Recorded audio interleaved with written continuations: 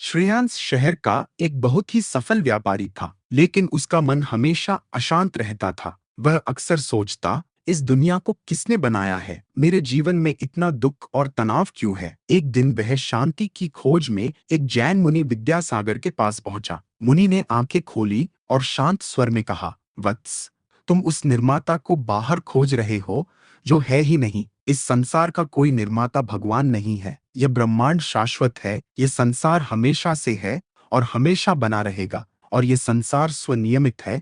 इस संसार का कोई सृष्टा, कोई पालनहार नहीं है। इस संसार में सब कुछ अपने स्वभाव और नियमों के अनुसार चल रहा है। श्रेयांश ने पूछा, मुनिवर, यदि कोई विधाता नहीं है तो मेरी आत्मा इतनी दुखी और मलिन क्यों है? मुनि ने उस गंदे आईने की ओर इशारा करते हुए समझाया, यह आईना तुम्हारी शुद्ध आत्मा है। जब तुम क्रोध, लोभ, मोह या अहंकार, जिन्हें कषाय कहते हैं, करते हो, तो ब्रह्मांड में मौजूद सूक्ष्म भौतिक पदार्थ, कर्म पुद्गल, चुंबक की तरह तुम्हारी आत्मा से चिपक जाते हैं। इन कषायों के कारण ही कर्म पुद्गलों की यह धूल तुम्हारी आत्मा के असली आनंदमय स्वरूप को ढककर विकृत कर देती है। जैन दर्शन के अनुसार शुभ कर्म के लिए अच्छा फल तथा अशुभ कार्य के लिए बुरा फल मिलता है। बुरे कर्म क्रोध, लोभ, मान, माया एवं मोह जैसी कुप्रवृत्तियों के कारण उत्पन्न होते हैं। इन्हीं प्रवृत्तियों से जीव बंधनग्रस्त होता है। इन कुप्रवृत्तियों को ही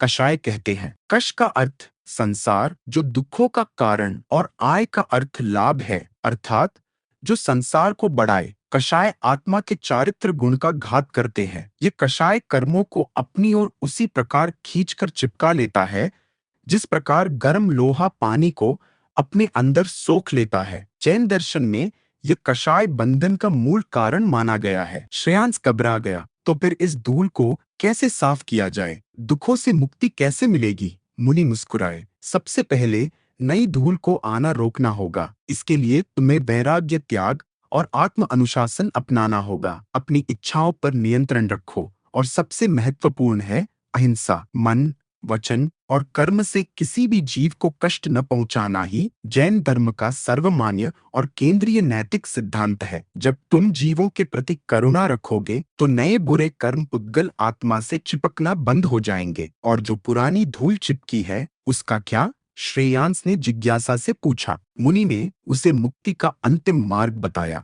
इन कर्म पुद्गलों के निष्कासन निर्जरा के लिए तुम्हें त्रिरत्न की आवश्यकता है। सम्यक दर्शन, राइट फेथ, सत्य और आत्मा के वास्तविक स्वरूप पर सही और अटूट आस्था रखना। सम्यक ज्ञान, राइट नॉलेज, संसार, जीव और कर्मों के यथार्थ सच्चे ज्ञान को समझना। सम्यक चरित्र, राइट कॉन्डक्ट, उस ज्ञान और आस्था के आधार पर सही आचरण करना, यानी अहिंसा और सत्य का पालन करना। इन तीनों के एक साथ मिलने से ही आत्मा से कर्म पुद्गलों का पूरी तरह नाश होता है और जीव की मुक्ति संभव हो पाती है। श्रेयांश को अब अपने जीवन का मार्ग मिल गया था। उसने भौतिकवादी दौड़ छोड़कर त्रिरत्न के मार्ग पर चलने का संकल्प लिया। सीख, हमारी आत्मा स्वाभाविक रूप से शुद्ध है, लेकिन हमारी ही बुरी भावनाएं, कषाय, उस पर कर्मों का पर्दा डाल देती है। अहिंसा, आत्म अनुशासन और त्रिरत्न के मार्ग पर चलकर ही सच्ची मुक्ति और शांति पाई जा सकती है।